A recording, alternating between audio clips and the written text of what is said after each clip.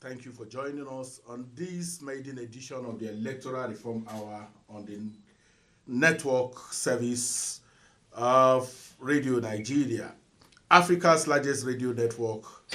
Electoral Reform Hour is an electoral enlightenment program that seeks to, among other things, foster inclusive dialogue among citizens of varied backgrounds on the ongoing electoral reform and constitutional amendment that is going on. Also, to enhance public understanding and awareness regarding electoral reform. This program is designed to compile and present citizens' inputs and recommendations to the National Assembly and INEC for consideration. This is to build a stronger legal structure for viable electoral system for an enduring democracy in Nigeria. This program is brought to you courtesy of the Peering Advocacy and Advancement Center in Africa, PACA, with support from MacArthur Foundation. We urge you to join us at this time every week for the Electoral Reform Hour. My name is Ezenwawagu. I'm going to be your host on this program.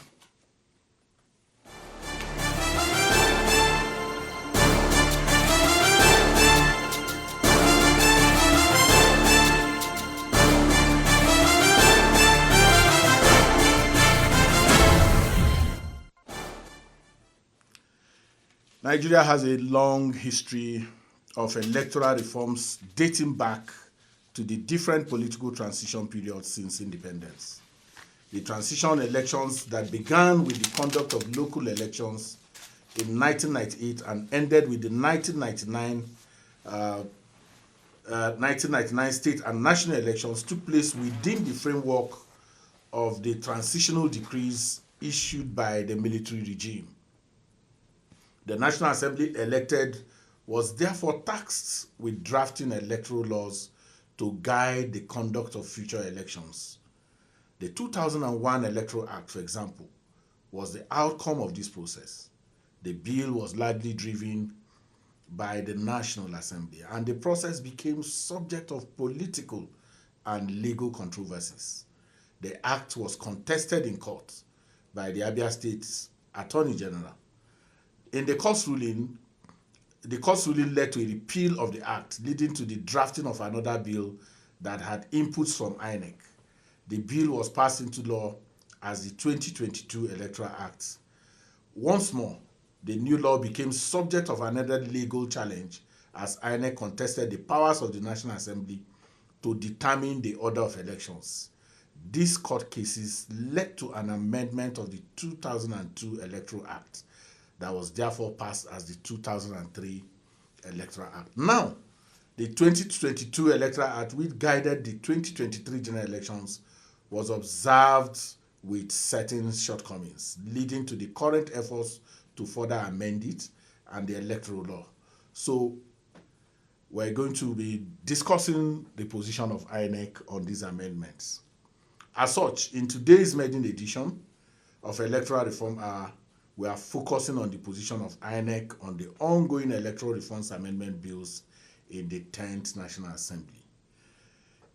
Dear listener, you can be part of the live program by sharing your comments via our social media handles, platforms on X at PACA Nigeria with the hashtag at Electoral Reform Hour on X. And you can leave your questions and comments for us on our WhatsApp number 081-680-83424. The phone lines, we will receive this, the phone lines will be open soon so that your text messages and WhatsApp messages can begin to roll in. In this edition, we are pleased to have an amazing guest, the INEC National Chairman, Professor Mahmood Yakubu, but who is represented by another leading light of the Electoral Management Body, the National Commissioner, Mallam Haruna. Thank you. National Commissioner Mallam Haruna needs no introduction. He's been everything you can think about in the media firmament. And his stint in INEC has been one that has been hugely applauded in terms of the contributions that he's bringing to improve our electoral process. You're welcome, sir. Thank you very much. It's good to have you. Now, we're going to cut the chase straight, so we don't... I'll be asking you, what really were the challenges encountered in implementing the provisions of the Electoral Act 2022, which has called for the clamor for the current amendment? Well, I'm not so sure that it's so much challenges that has caused for the clamor. Are you going through the history of the reform? You yourself have highlighted that almost every regime that comes in has tried to make some changes. I think our main focus really should be on the behavior of actors, especially of politicians, because with virtually every reform, before the 22, this current act we just tested it only once, and we are already saying we should reform it. Of course, any electoral law, anything human being can do with some improvement, but I think we are too quick on the gun to try and to call for reforms even before we have tested these things enough. I think I agree with you, especially when you February 25, 2023 was 1 year. It was 1 year of signing of the Electoral Act 2022. But naturally, because you're dealing with a sociological situation, there is no way, there are rooms for improvement. Absolutely. In terms of what could have happened. So, what's INEC stand on the proposals on the Electoral Amendment Bill? And I'm talking about Section 28, subsection 1 of the Electoral Act. We proposed for elections into the office of the President and National Assembly, state governors and State House of Assembly to be conducted on the same day. Well, again, there's no permutation that we haven't tried in Nigeria. We've conducted elections in 1 day. We've conducted elections where we started with at the national level, and then we've conducted elections where we started from the local government, but I think when we do these things, we should also be cognizant of the practicality of it. If we conduct all these elections in 1 day, there will be logistical problems. I'm not saying it shouldn't, it's the prerogative of the National Assembly to pass it. And once it's been passed, of course, the INEC is obliged to make sure they implement it. So if in the wisdom of the National Assembly, they passed it as a law, we'll have no choice but to be. But I would think we should tarry a while before we, tamper with something that is just barely a year old.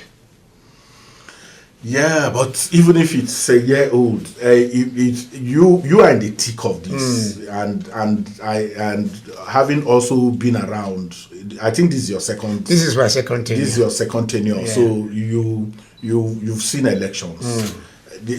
Okay, let's leave the Electoral Act 2022. What are those things you really think needs to change?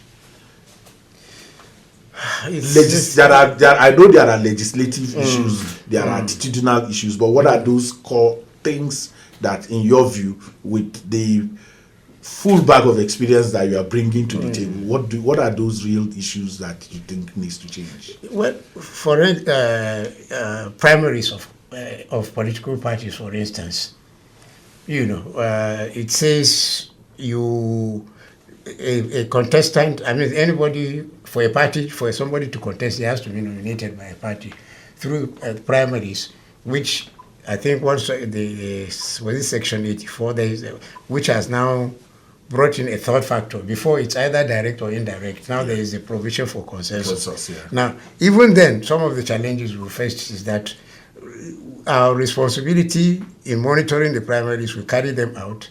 The names we publish, some people go to court and say, and we defend what we've done, because that is what the law says. But when the courts now rule and say,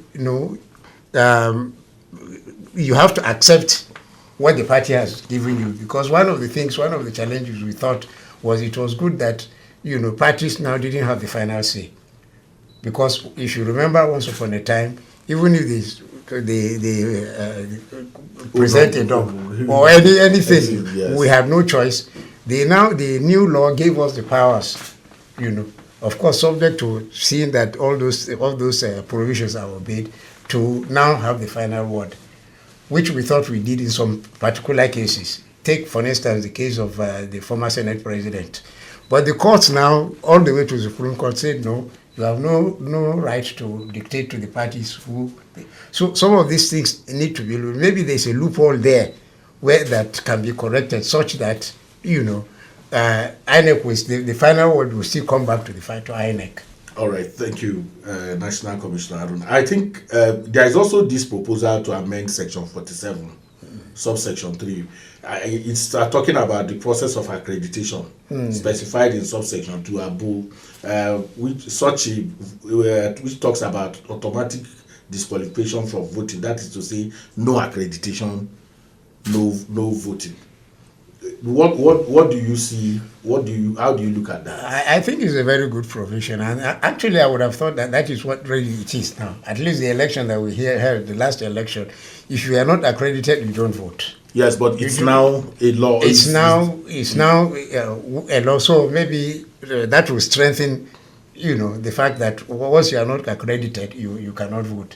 We are also seeing this. There is this one on Section 60, Section 5, about the presiding officer transferring or transmit results, including total number of accredited voters and the results of the ballot electronically.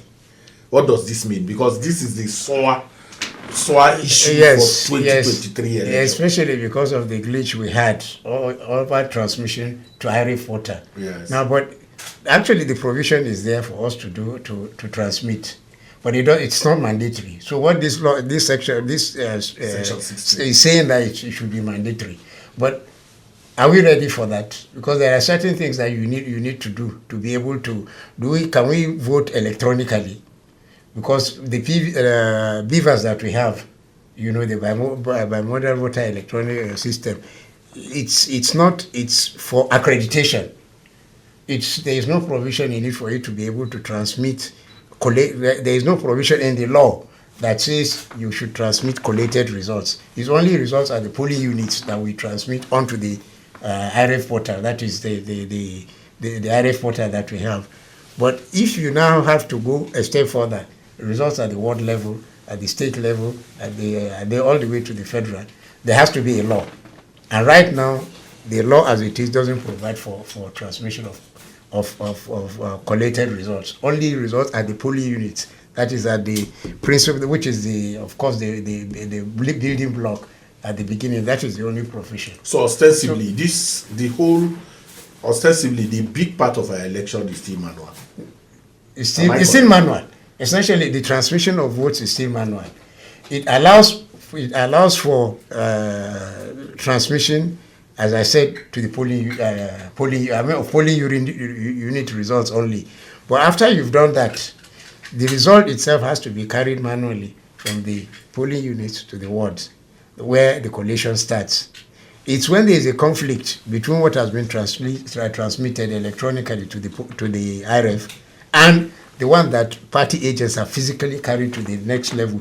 When there is a conflict, that's why we now use that of the transmitted one. Why? Because, it's pictures that is transmitted, and you cannot amend pictures. So if somebody along the line between the polling unit and the collation center fiddles, the fiddles with the figures, it will show, because what has been transmitted at the back end, we'll bring it out and we'll compare it with what you brought manually. But essentially, the transmission of results still remain manual. I would like the word upload, because the whole transmission thing is the furor, is the reason for the confusion. Because what is uploaded is, the results from the polling unit. Precisely. And that result is collated manually at the ward level, collated manually at the local government level, and collated manually at the state level. Yeah. So in reality, this section 60, so what is the real issue when people are saying that accredited voters and the results of the ballot should be electronically? Does it mean lack of understanding of what the current practice is? That's what it looks to me, because all this hue and cry about the IRF glitch is simply because people thought it was a collated result that should have been uploaded on the IRF portal. But that's not what the law says. The law is very clear. Well, you can now join the conversation by sending questions via WhatsApp text message on 081-6808-3424 or SMS us to the same number, that is 081-6808-3424. You can only send WhatsApp messages or SMS. So, National Commissioner Haruna, from INEC's experiences of the 2023 general elections, what should, in your view, not just in your view, from what conversations are in the commission, what are the priority issues that you think needs to get into that amendment process? Well, for the priority issues, really, as I hinted at the beginning of this interview, is the behavior of actors. Unfortunately, this is not something you can legislate. I mean, the other day, if you remember, when the chairman was in Edo, he raised this issue of something as basic as parties giving us the list of their registered members, which most of them don't have. Now, the rule is quite clear. So I don't see what loophole that there is, because it says quite clearly that before election, before their primaries, they should submit the list of their members to INEC. A lot of them, it's the kind of list we get is not exactly. I'm not sure if all of them have really up to scratch on that score. So that's why I keep insisting. Really, attitude is the main thing, and I don't know what rules you can do. You can bring up that will change people's attitude. Yeah, there is no. You're being patronizing in just talking about the behavior. I would have. Sometimes I use the word the misbehavior. Because like you said, what you can legislate is what needs to change in terms of law making and all of that. But what about the issue of the fluidity of movements from one political party to the other? In the way, I know that's not really your... No, again, but even that, the legislature is... the law is very clear. If you cross carpet, you lose your membership. No, there is a challenge. The law says if there is a crisis. Precisely. So if there is a crisis means what? So it's not really fully defined what crisis means. And people so there's an exploitation of that. Precisely. So you can in fact generate crisis in the party and then and then leave. But is this something we can deal with? Because that has become a huge concern in terms of people not respecting the choices of the voters, because we don't vote people, we don't vote persons. No, we vote parties. So you take the vote given to your party and whimsically, without just move to another party, and that stands, and then it becomes a contestation in court from the lower court to the Court of Appeal and then to the Supreme Court, and then that tenure is over really. So right. I'm just thinking, is there any thought within the commission as to what can happen around that? Well, it's just because the law is, as far as I can see, the commission, as far as we can see, is tight enough. It says if you cross over, you lose your seat. But it's the courts don't. INEC doesn't have the what should I say? Because you need the court to pronounce on it, and you need, of course, the executive arm to implement it. So, for instance, if somebody does that, the police should be there to stop them from going to the house. But it doesn't happen. So I don't know really honestly what the solution to that is. Yeah. Because it's not just the law. It's maybe our listeners will have part of the solution to the problem. Precisely. That's why we said you can send us on this very edition of the program. You can send us WhatsApp text messages on our numbers 081 6808 3424, or you send a short message code. So we'll be waiting for that, and not just what we discussing, whatever it is on the electoral reform conversation that bothers you, you can send in the question. National Commissioner Mallam Haruna is on a seat, and he will be able to provide some real answers. So we're talking electoral reforms, and we're dealing with attitude. You've been hammering more on attitude, and the propensity to change laws so frequently. The Electoral Act 2020, the Electoral Act is the most amended piece of legislation that I know, in terms of always tweaking with it and all of that. But there are big issues around what is already in the act. The issue of funding, for instance, that INEC should have its funds 1 year before every election year. My sense of that is that it will help to reduce some of the logistical challenges, but we continue to see those challenges in terms of logistics. What really is there a gap between what the law says and its implementation? Again, as with other laws, there is the gap. But in fairness to the government, they did their best. For the 2023 elections, we were able to get a lot of the funding. But I can assure you, as I'm talking to you now, there are still some outstanding, funds. So that problem is there. How do we deal with that?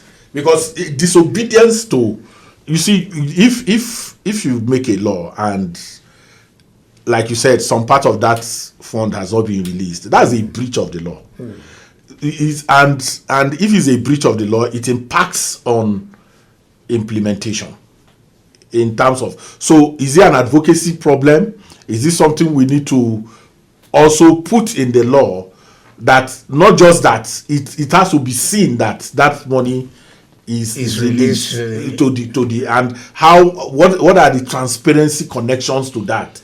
Because just hearing from you now that some part of that money has not been released, many Nigerians are not aware of that. In fact, the figures is that INEC took 300 and something billion to conduct the 2023 election, as if that money has been handed directly to all of that. Can you unpack all of this for us? Well, in fairness to the authorities, also there is the problem of the availability of the resource itself.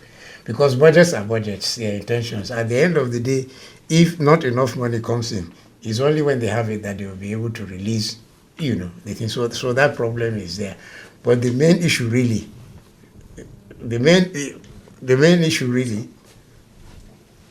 Go ahead. Yeah, the main really issue is that, there should be the gap between what is in the law and what happens should narrow.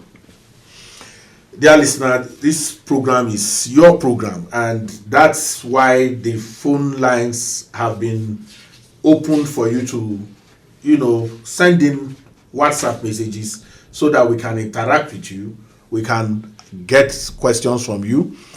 This is the maiden episode of this program on the biggest network in Africa, and our first guest is the INEC chairman, who is ably represented by the National Commissioner Mallam Haruna. We would want you to send in your questions if there are any, and right now I'm not sure there is any question. Oh, there is one question already. Can I have that?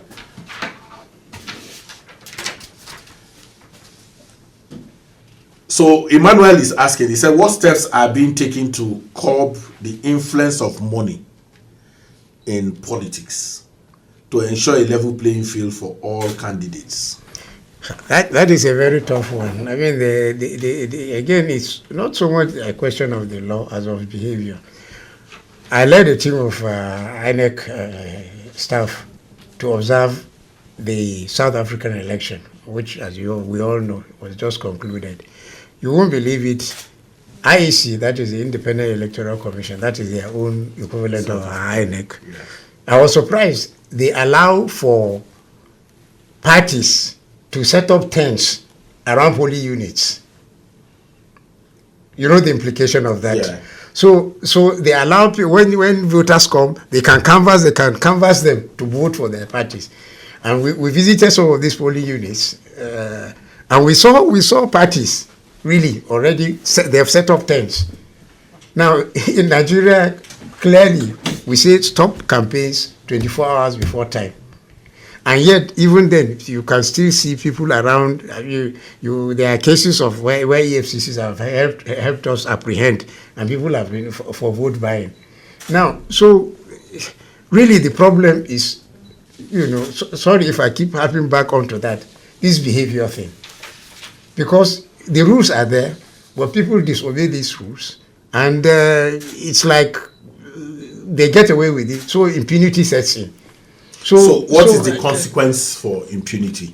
I thought that part of the reason you have Interagency Consultative Committee on Election Security is to be able to have coordination in terms of maintenance of law and order during the elections. So the argument about impunity puts out clear facts that perhaps that coordination and interagency collaboration that needs to curb some of the malfeasance that we see in terms of behavior, in terms of conduct of both different stakeholders in the electoral pyramid has not worked. Is there something that we can do to I don't know that it hasn't worked. The principal culprit, of course, I'm sorry to say the politicians themselves. The coordination has been there. EFCC have been able to get some people. ICPC, the same thing. There are trials of some. In fact, there have been some convictions, But it's like a drop in the ocean, given the scope of what we see about, vote buying.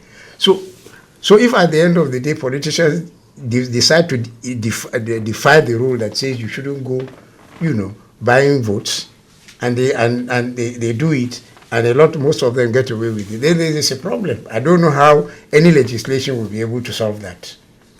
If for instance you say the coordination is as effective as it should be, now the Electoral Act places the burden of prosecution on INEC. INEC is to prosecute. Well, we don't have our police. No. These are also part of what the conversations that is currently going on. If you ask the law enforcement, especially the police will tell you that INEC should prosecute. INEC should that they have done their own and they've handed over to INEC. And the argument has continued that what is the relationship? Why do we have to make a special, create a special law in this for electoral offenses in that sense? Because I think that if you kill somebody, the laws are already, the Police Act says they should, enforce all laws. So why wash off their hands and say, look, for elections, it is your business to prosecute? Yeah, but even though it's our business to prosecute, we have to do it through the police, because we don't have our own police. And I'm sure you people that would have noted by now, INEC has been a consistent champion of setting up this electoral commission. I mean, the Electoral Offences Act. Our chairman has canvassed it so frequently at every opportunity, and this is something that has been advocated going all the way back to the Waste Commission, if you remember. Since that Waste Commission, almost every other commission has. So I don't know what has been the main problem why we've not been able to set up. I don't say that it's the panacea, that once you set it up, all the problems will go away. But at least it will lessen the burden of INEC at least some of these, there are some things that burden will be taken off INEC, and perhaps that there will be more improvement, upon the level of prosecution that we see at the moment. Thank you. It's still Electoral Reform Hour on the biggest network in Africa, Radio Nigeria. And my guest today is the National Commissioner, Mallam Haruna, who is here instead of Professor Mahmood Yakubu, the INEC chairman, who is unavoidably absent. The messages are coming in. Victoria from Abuja, she's asking, what are the challenges in implementing electronic voting in Nigeria, and how can it be addressed? It's the law. The law says you have to present yourself from where you registered to vote, either your place or either your residence or where your place of work, where you registered to vote. Now, unless that means you have to physically be there, and then of course the machine itself, it will have to be reconfigured, because what the provision right now is only for voting. There is no provision for transmission. In that, of course, we've been tweaking it. For instance, the kind of things we saw during the first election, the presidential and the National Assembly. When it went to the governorship, there was a lot of improvement. And the supplementary elections we did, again, there was a vast improvement. You didn't see, grainy pictures anymore. The pictures were much, much clearer because, of course, we tweaked them. So these are just some improvement. There has to be a wholesale change if you want to now make it possible for somebody to... What do you think? What do you think personally, and what is the position of the commission? Because I think that Nigeria is huge in terms of internet penetration.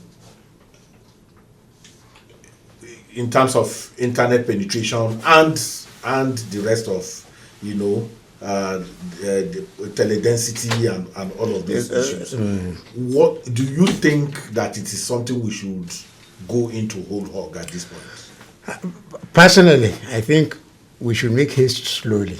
We should be very, very careful. There will be logistical problems, there will be communication problems, and so on and so forth. Just the upload of polling units. See the glitch we had. Of course, Beavers have performed wonderfully in terms of voter accreditation, because the result we had over 98% in terms of accreditation. It's just this upload. Now, so there are certain things, technicalities that are involved, but even the law itself, as I said, unless the law makes it mandatory, for us to do that, at the moment, the way what the law provides for, it's not possible for us to be able to do electronic voting. Yes, right before we go on break, I would just want to ask, you were in South Africa. It was reported that they had glitches. Of course they did. So what was the difference? What was the difference? The difference with what we had and the glitch was they have gone, I would say, a step further, because they were transmitting collated results. There is a dashboard. They have their own equivalent of our International Conference Center. Okay. They call it a Result Operation Center. So, and it's a huge, the display, everything was being shown there, party by party, region by region. Now, so, but the glitch they had, in a sense, was, I would say, even a bit more serious, because it was a glitch over the transmission of collated results. Our own was just the glitch on uploading on the IRF. And for me, that has nothing to do with the integrity of the election itself, because all it does is to show that, yes, this is what has come, And we used to have... The parties have their results. The parties have, as a matter of fact, all the parties had their own situation rooms. And they knew what the results coming in were. I always recall that on that day, on the day where there was a melodrama by, what's his name, the PDP agent, the chairman threw a challenge, which up till today nobody has picked up, which was that the result, each polling unit, they had their polling agents, and we were giving them hard copies of the results, as against the one that was supposed to be uploaded on the IRF. And the chairman said, oh, there was a glitch, but by night time that glitch had been resolved. So what all the results that we uploaded, and the ones that your own private your own agents had, was there any difference? Up till now, nobody has been that's the huge difference between our own political parties. We are depending on solely on INEC. They, even when they had the results, they had their results. And the best way I've described it is that you went to write an exam, and your script is marked, and the result is given to you, and they said they will place it on the dashboard, and you start complaining that it was not placed on the dashboard when you already have the hard copy of the and results. The chairman's challenge was to show us if there was any difference between the two. Oh, this thing is getting interesting. We'll take a little break. When we return, we'll come back to the program. Radio Nigeria, uplifting the people and uniting the nation. Are you ready for change? Join Perrin Advocacy and Advancement Center in Africa, PACA, every Sunday from 7:30 p.m. to 8:30 p.m. on network service of Radio Nigeria for the Electoral Reform Hour. This program will amplify electoral reform campaigns and provide citizens with opportunity to make meaningful contributions that will strengthen our electoral process. As a National Assembly, INEC, and other stakeholders work towards improving our electoral process, you too can be a part of the decision-making process by participating in the radio program. Remember, democracy is for the people. Let your voice be heard. This message is brought to you with support from MacArthur Foundation.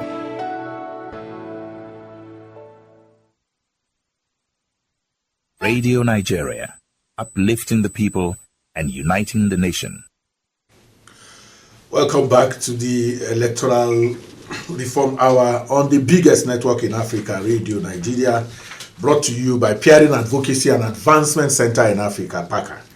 And in this edition, we're discussing INEC's engagement in the electoral amendment process that is currently going on. And like I've told you, we have National Commissioner Mallam Haruna, who is representing the INEC chairman, Professor Mahmood Yakubu, and he's done a great job of that representation.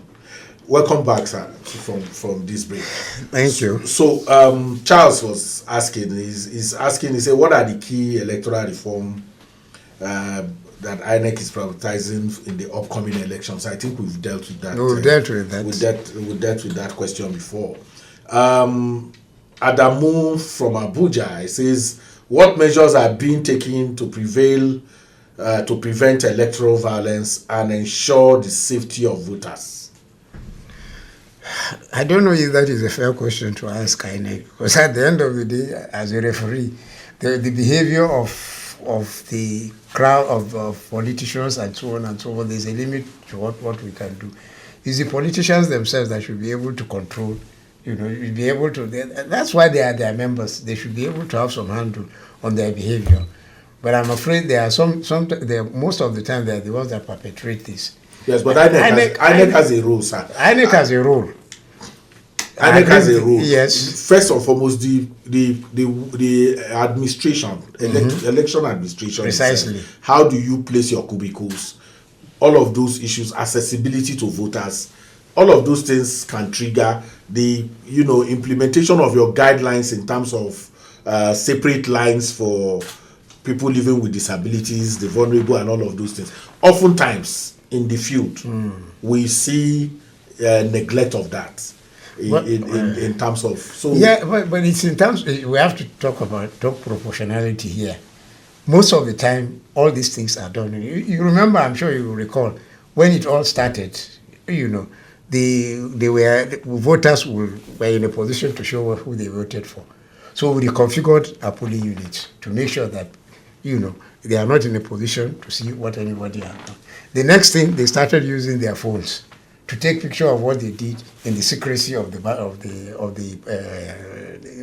voting cubicle. Yes. And then we banned phones, at least when you go into the voting cubicles.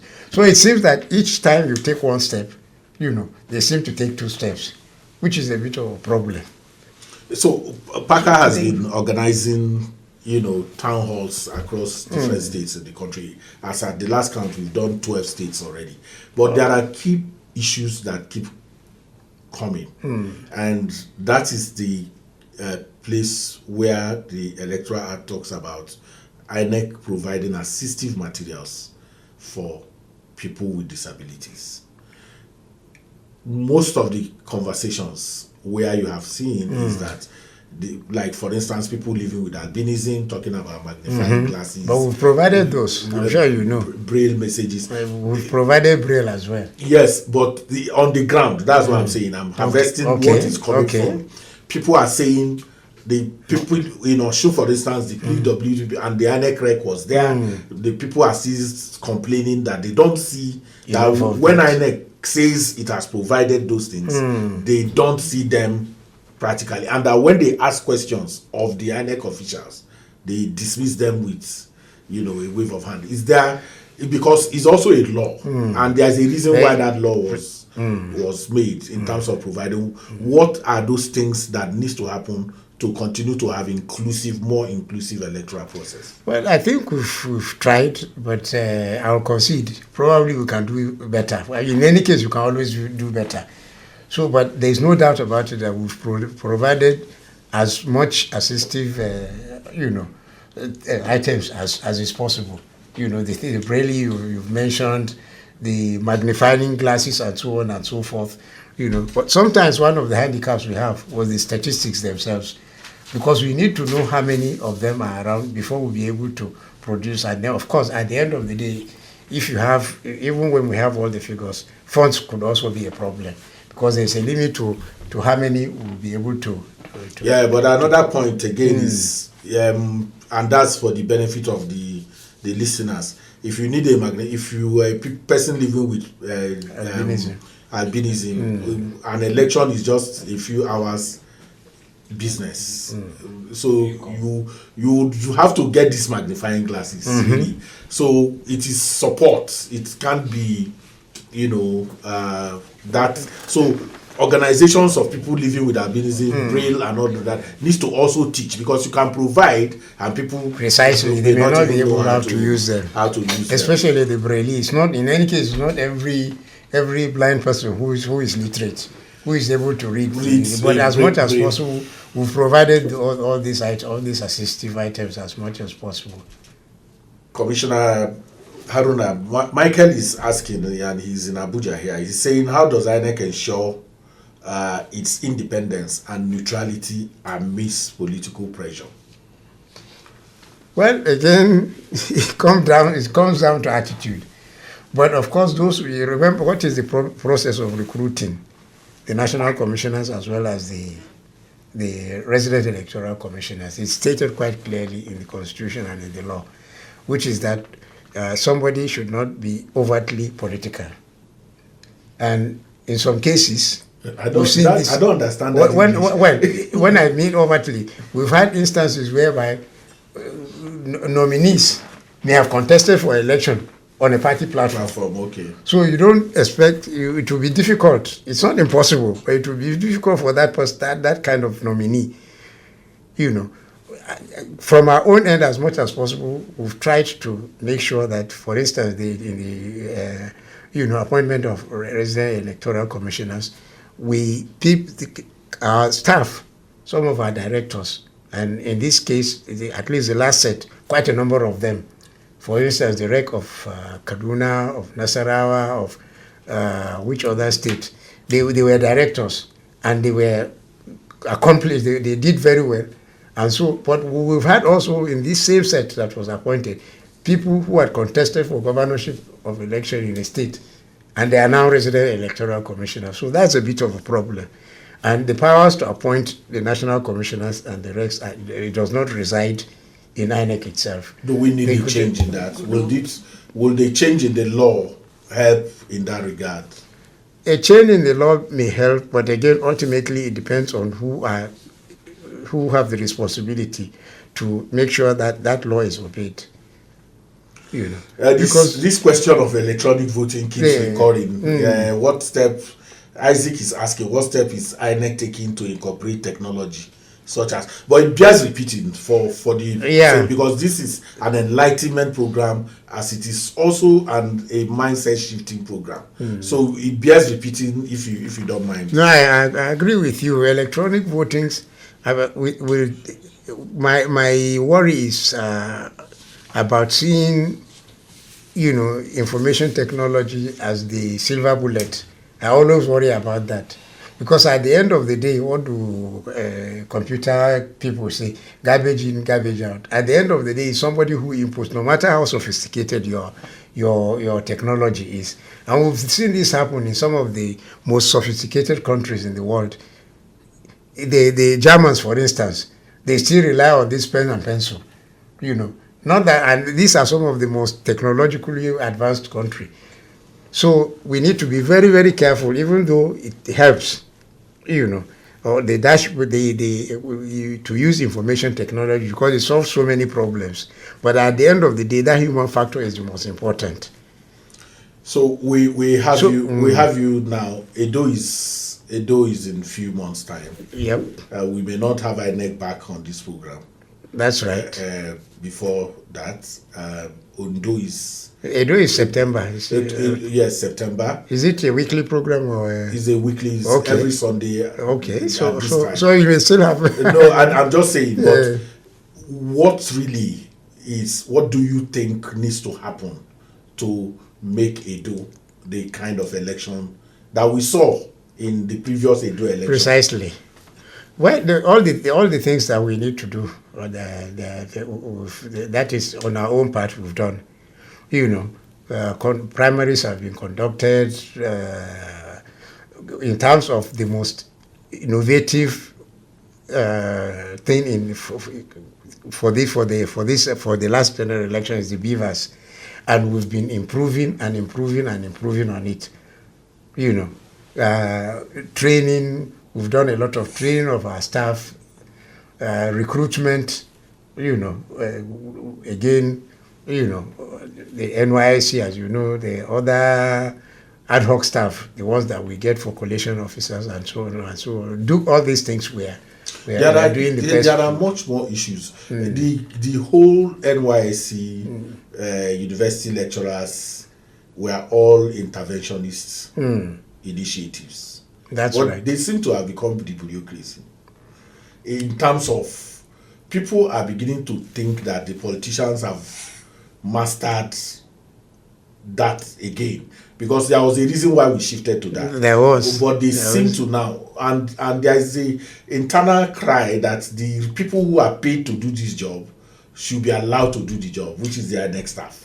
But the INEC staff, what is the strength of the INEC staff? 16,000, probably less.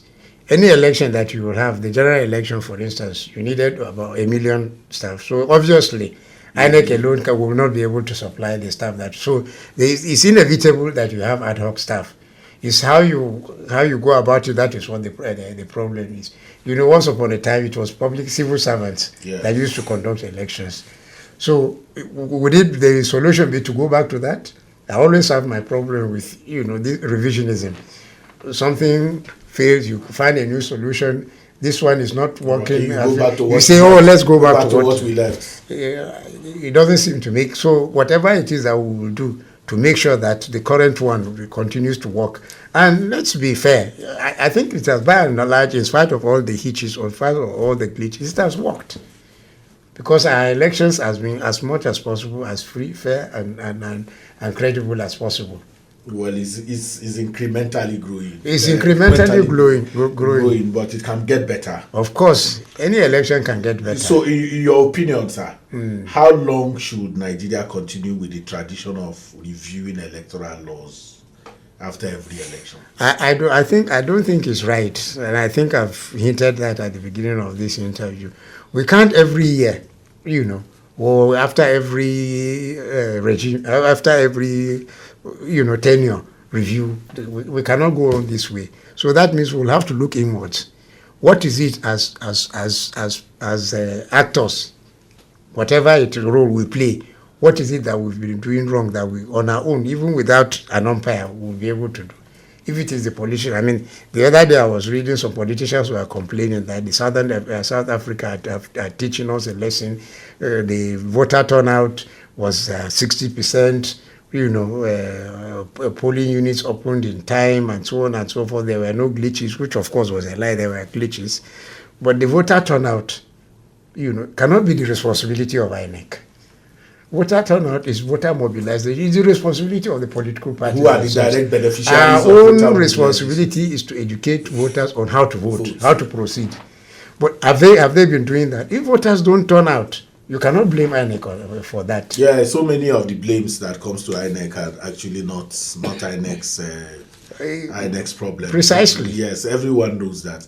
But the big question is how much then is INEC investing in voter education? Because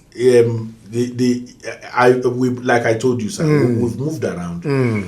Knowledge of even the legal regime with which elections are conducted is near zero, if you ask. And that is coming from a scientific, not just that I'm saying so. Because in many places where we go to, we start with how many people have, know how to even vote. Have a copy of the law with which elections are conducted in Nigeria, including very enlightened segment of society do not. And I thought that was, every time what comes to my mind is what does that mean for INEC? What does it mean for National Orientation Agency in terms of this education? Because people, for instance, talk about fielding candidates, youths, women, and say INEC should.